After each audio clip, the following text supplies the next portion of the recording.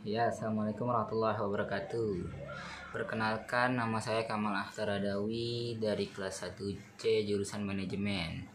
Di sini saya akan menjelaskan tentang ringkasan jurnal yang berjudul Meningkatkan Kinerja Perusahaan dengan menerapkan konsep manajemen sumber daya manusia strategik dalam menyongsong persaingan global, dengan dosen pengampu Abdul Latif MPD.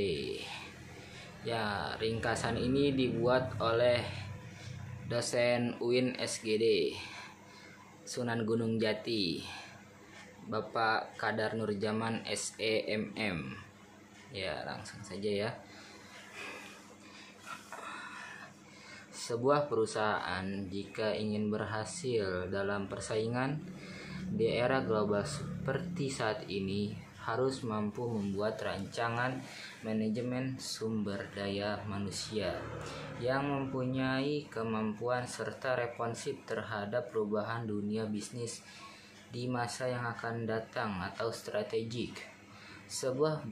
Sudah beberapa waktu sejak teori manajemen sumber daya manusia strategik atau MSDMS digunakan untuk mempromosikan penelitian dalam manajemen sumber daya manusia dalam organisasi.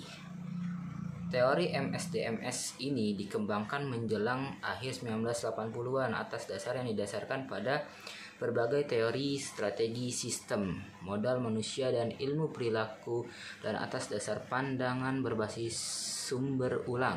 MSDMS mengacu tidak hanya pada strategi manajemen penelitian dan hubungannya dengan MSDM, tetapi juga pada pengguna strategik karyawan atau adopsi MSDM ke strategik manajemen yang kondusif untuk kinerja yang optimal. Manajemen sumber daya manusia strategik adalah metode perekrutan, penciptaan, penghargaan, dan pemeliharaan pekerja untuk kepentingan karyawan sebagai individu dan perusahaan secara keseluruhan. Divisi SDM sumber daya manusia yang melakukan manajemen sumber daya manusia ini strategik tidak berfungsi secara terpisah di satu tempat. Mereka berkolaborasi dengan departemen lain dalam perusahaan untuk mengidentifikasi prioritas mereka dan kemudian merumuskan rencana yang sesuai dengan tujuan tersebut serta organisasinya. Akibatnya, prioritas Departemen Sumber Daya Manusia mempromosikan tujuan perusahaan secara keseluruhan. Menurut Armstrong tahun 2006, manajemen sumber daya manusia memiliki karakteristik sebagai berikut. Yang pertama, sistem MSDM yang terdiri dari berbagai elemen MSDM seperti praktek merupakan subsistem dari sistem manajemen. Yang kedua, karyawan dianggap sebagai sumber keunggulan kompetitif yang berkelanjutan. Dengan kata lain, mereka adalah sumber daya yang strategik. Yang ketiga, dari sudut pandang analitis, sebuah definisi di atas mengidentifikasikan subsistem sebagai bagian dari sistem makro atau organisasi secara luas. Yang keempat, semua definisi di atas berfokus pada kesesuaian antara MSDM dan strategi manajemen. Hingga saat ini MSDM dianggap sebagai tanggung jawab profesional dari staf personal.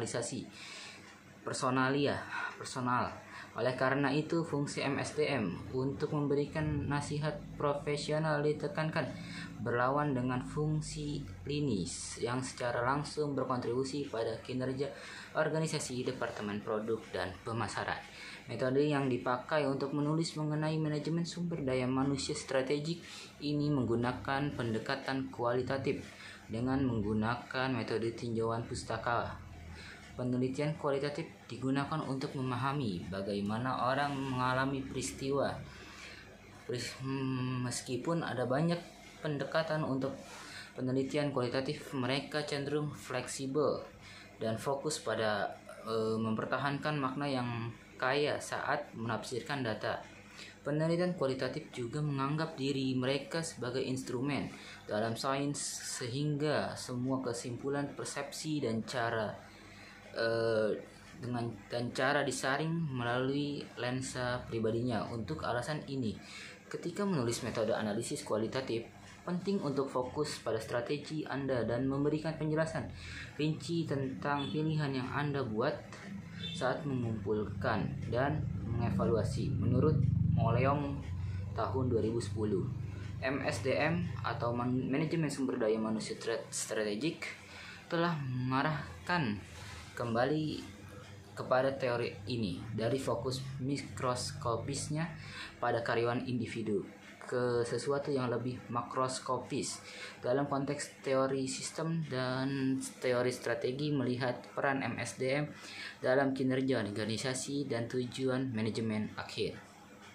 Bagaimana individu dipandang bermasalah jika karyawan hanya dianggap sebagai sumber keunggulan kompetitif yang berkelanjutan? Kemungkinan aspek kemanusiaan mereka sebagai orang dengan berbagai macam emosi dapat diabaikan. Dari sudut pandang teori organisasi terdiri dari dua faktor: organisasi kerja sebagai jumlah total dari pekerjaan yang harus dilakukan, dan organisasi manusia yang terdiri dari orang-orang yang melaksanakan pekerjaan itu.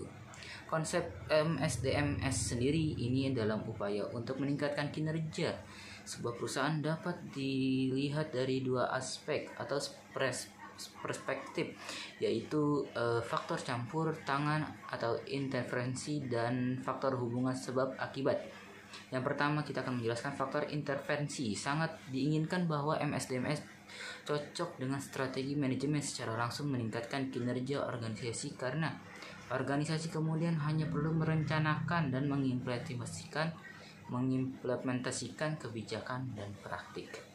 Hubungan sebab akibat MSDMS dikembangkan dengan premis bahwa pengenalan praktik MSDMS yang sesuai strategi berkontribusi pada kinerja organisasi.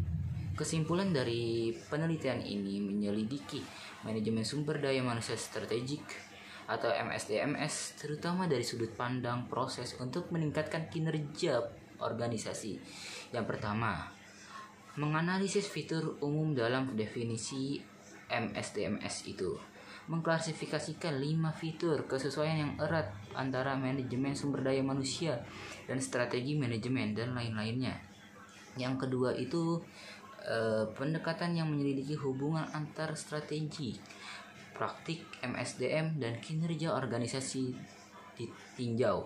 Hasilnya, pendekatan praktik terbaik telah sering digunakan dan menghasilkan hasil yang berguna secara komparatif dengan pendekatan kontingensi dan pendekatan konfigurasional.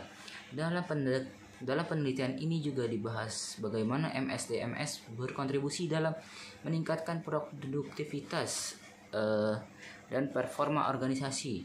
Dilihat dari dua perspektif, yaitu hubungan intervening, hubungan sebab akibat antara praktek MSDM dan kinerja organisasi dianalisis.